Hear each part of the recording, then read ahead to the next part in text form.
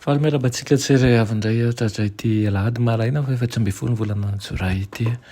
Manona fahasoavan'ny tompo aminao ary mirary ny soa indrindra hatrany mba ho tontolo andro mba hampandresenany.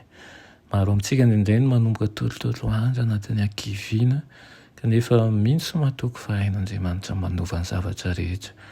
Alohan'ny derantsika ny amin'ny mofinainan'io dia hivavaka isika. Ry Andriamanitra mpamonjy ity anay io.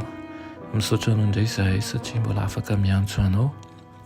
Na dia maro ny zavatra manahirana sarotra vahana ma olombelona anay dia tianay mamankina ny fiainanay eo am-pelantananao ka ny fatorana rehetra no vahanao, ny olana rehetra dia na dia tapidalaka le aza izahay ainay ihany koa fa ianao dia afaka mamoaka anay ao anatin'izany ary ihany koa manome vahaolana hatrany. Andray ny teninao izay amin'ity maraina ity mba tsy ho latsa-danja amin'izany anay fananay fa tonga anay hanana fanantenana mandrakariva miaraka aminao. Tonoana sy angatany amin'ny anaran'i Jesosy. Amen. Raha teny mofinainantsika androany dia manao hoe miomana hitarika. Raha amin'ny Samuela voalohany toko 7:10-4:telopolo sy ny 5:telopolo manao hoe ary nisy liona sy bera tonga tao ka nalasa zanak'ondry teo amin'ny ondry dia nanenjika azy aho ka namely azy ary azoko teny ambava n'ilay zanak'ondry ary noho ny andramatra izy dia no azoniko tamin'ny somony ary nasiako ka matoko. Ary Davida tena nitombo fitita amin'Andriamanitra sy ny olona ary niezaka tamin'ny fony rehetra hanao ny sitrapon'Andriamanitra. Nahita zava-baovao dinihana indray izy. Ny fotoana laniny tao an-dapa-mpanjaka dia naneho taminy ankoatran'ireo adidy ao amin'ny fitondram-panjakana ny sasasasany tamin'ny fakam-panahy namely ny fanahin'i Saoly ary koa no nazava taminy zava-miafina momba ny toetra ny malahelohelo sy mora tohina. Tsinjony fa alofany lambany lonolony ny satroboninahitra ny fiandranin'ny mpanjaka ka nanaloka hatrany amin'ny tokantranony izany izay tsy ahita-pahasambarana mihitsy.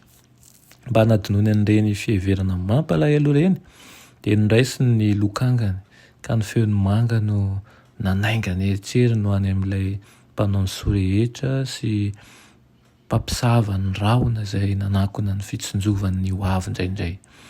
Tahaka ny nanomanany amin'ny Mosesy hanao ny asany dia toy izany ihany koa no nanabeazany zanak'i Jese ho tonga mpitarika ny olom-bofidiny. Tany am-pindrasan'ondry no nahafantarany Davida ny fiahian'ilay mpiandry lehibe ny ondriny. Ny avoana mangina sy ny ady Ôly izay nandrasan'ny ondriny no nataony bibidia maro fiherena. Mbetsaka nisy liona nivoaka avy tany amin'ny ala matevina ny Jordana. Nisy bera nona avokoa avy tany an-davany tonga nihinana ny andin'ondry. Araka ny fanao tamin'izany androany na dia tsy mitady sy tena mpiandro ondry fotsiny aza no any fiadiana teny an-tanany dia nampiseho atry ny ela heripo sy tanjaka nentiny miaran'ireo ondry amanosy izay nasaina nandrasana izy ireo. Ireo fanehoam-pahasahiana ireo izay nanabe ny heripo sy ny fahatoniana ary koa ny fahatokiana an'Andriamanitra ireny na tonga ny tandapa handoka azy teo amin'ny mpanjaka. Ny teny manao hoe lehilahy mahery ary ihany koa nilaza manao hoe Jehova momba azy. Mety ho tahaka izany ihany koa ny fiainantsika. Misy loza manantanina, misy zavatra manahirana.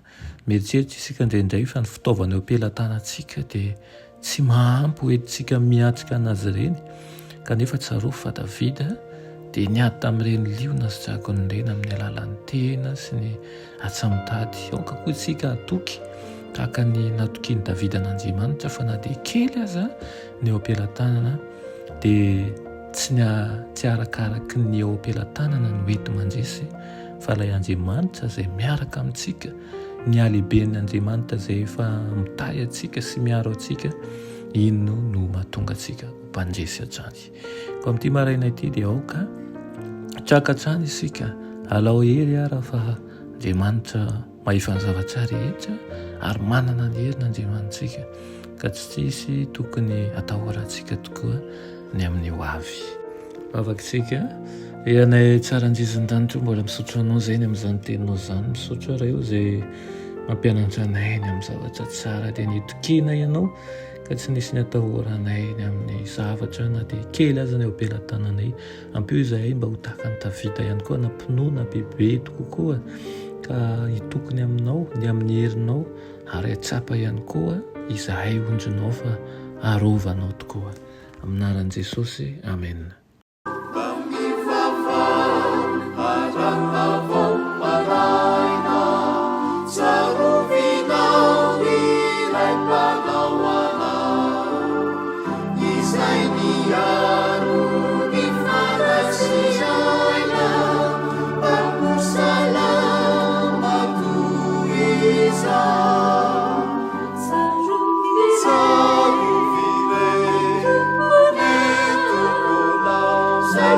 Hallelujah.